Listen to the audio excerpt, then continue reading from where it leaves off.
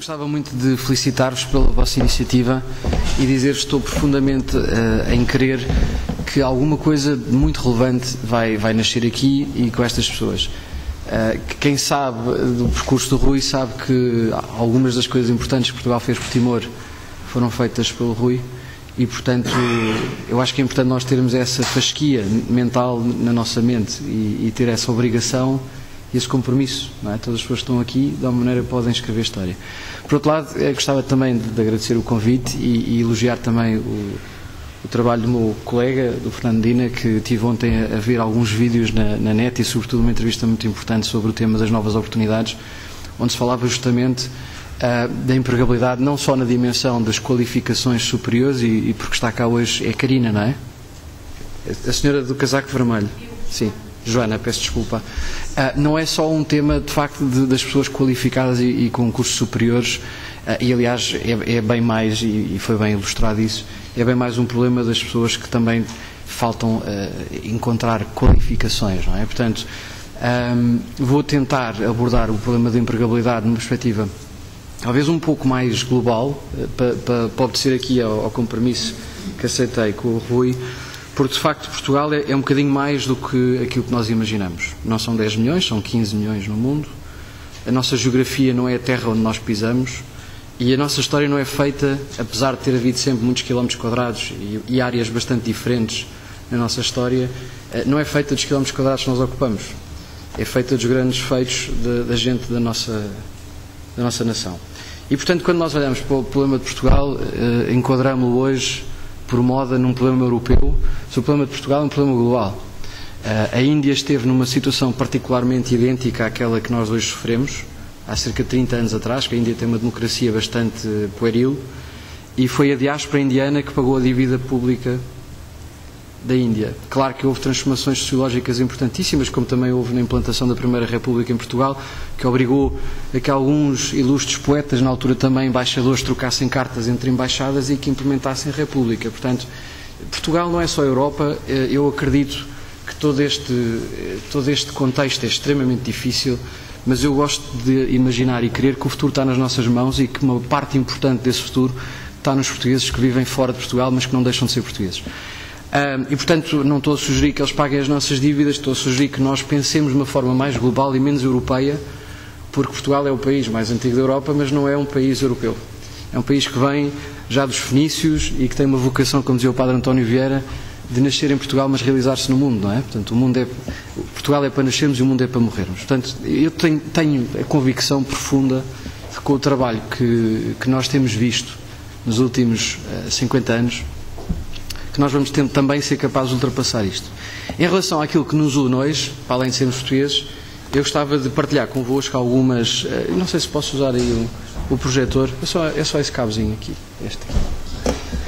Algumas reflexões que tenho encontrado, não minhas, e portanto espero que não tenham a expectativa de encontrar nada de novo no meu raciocínio, mas apenas o trabalho de remixar alguns conceitos. Eu tenho lido muito sobre o futuro do trabalho. O livro do Thomas Malone, The Future of Work, inspirou talvez a minha primeira curiosidade sobre este tema. Mais recentemente, o livro do Jim Clifton sobre o que é que vai acontecer no trabalho também me inspirou bastante, e inclusivamente também a Linda Grattan, que foi mencionada no último Special Report sobre empregabilidade feito pelo Economist, veio mostrar de facto mudanças radicais que estão a acontecer no mundo do trabalho e que eu acho que precisam de ser compreendidas para que seja feito um bom trabalho dentro daquilo que é a vossa missão. Então, antes de começar, um pequeno poema de Jeffrey Sachs que fala sobre 6 cegos e um elefante. 6 cegos tentaram descrever um elefante e cada um agarrado a uma parte do elefante teimava que ele é que sabia o que era um elefante. Portanto, o primeiro dizia que o elefante era uma cobra com pelo, o segundo dizia que, o primeiro não percebia nada do que estava a dizer, dizia que um elefante é como o tronco de uma árvore, o terceiro dizia que insistia que era uma raia, ou uma coisa parecida com uma raia, e assim dificilmente eles se entenderiam. E portanto hoje eu gostava não que entendessem os meus comentários como alguma coisa que se oponha à outra, mas que corrobora a outra, porque nós vivemos no mundo do I, já não vivemos no mundo do O, ok? Portanto, se quiserem participar, dar ideias, sintam-se confortáveis, porque eu não vou contrariar ninguém, nós vamos todos aprender e acrescentar. Ainda ontem no Sandbox encontrei cerca de 200 empreendedores que vieram a Lisboa fazer desta terra, desta cidade, a sua incubadora durante 3 dias, e um dos dizeres que eles tinham era no buts, just and. Portanto, nada de mas e... Não, e, ok? Então, vejamos, o que é que aconteceu no trabalho? O trabalho, durante uma grande parte deste século, era considerado uma atividade individual, não é? Portanto, nós estamos claramente no contexto global, a OCDE explica que só 5% das pessoas é que são verdadeiramente nómadas, todas as outras não saem sequer do sítio onde nasceram, e, portanto, forja-se uma nova elite no mundo. Sempre foi assim, aliás.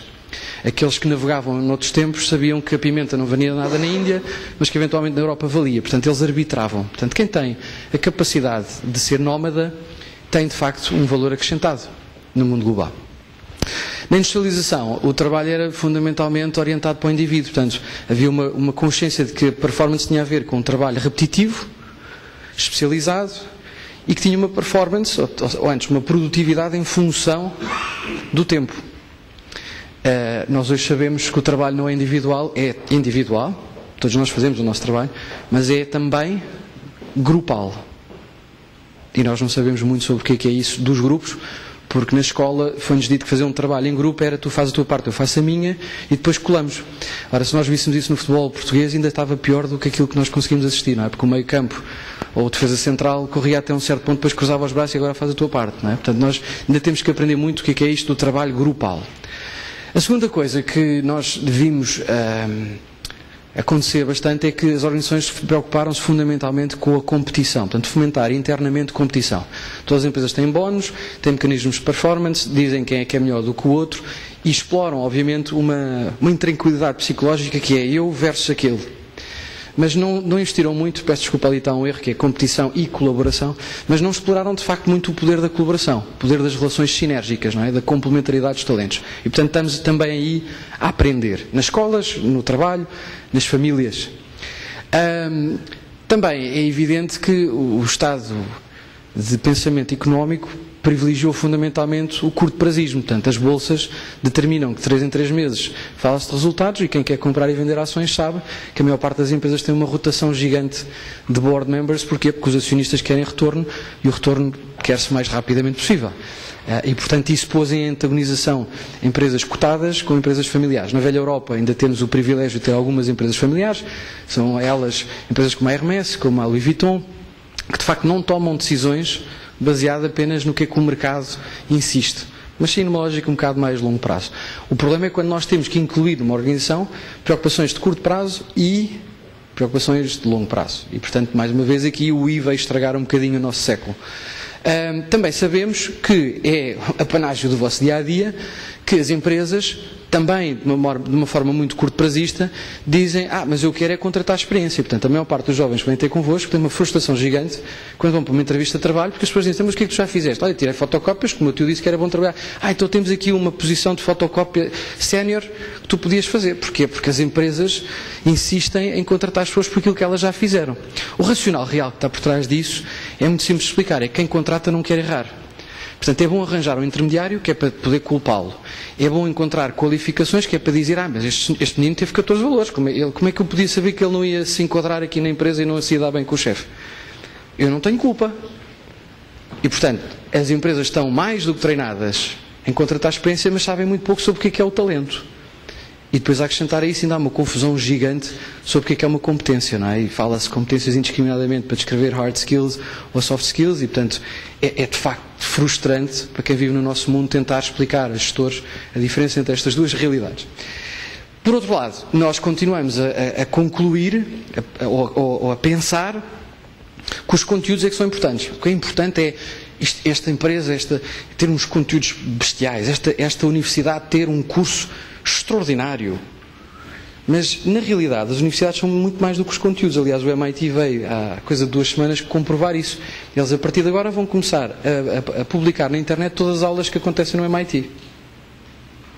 Porquê? Porque eles reconhecem que o conteúdo não tem valor nenhum se não tiver inserido num contexto. Portanto, as escolas valem pelos conteúdos, valem pelos professores que dão esses conteúdos e valem pelos nossos colegas. E valem porque, fundamentalmente, são uma casa de valores, são uma segunda oportunidade que nós temos para nos educarmos. Ou seja, é extrair o que está dentro de nós e aceitarmos um conjunto de valores. Mas isso, de facto, não é muito percebido. E, portanto, continuamos a insistir nos conteúdos, mas, na realidade, o que importa às pessoas são os contextos. E se eu perguntar aqui se alguém já viu um peixe, toda a gente diz que já viu um peixe. Se eu perguntar se já abriram um peixe, responderão também sim, já abri um peixe, sei como é que ele é lá dentro. E, portanto, percebem a diferença entre ter o conteúdo ou comer o peixe ao lado do mar.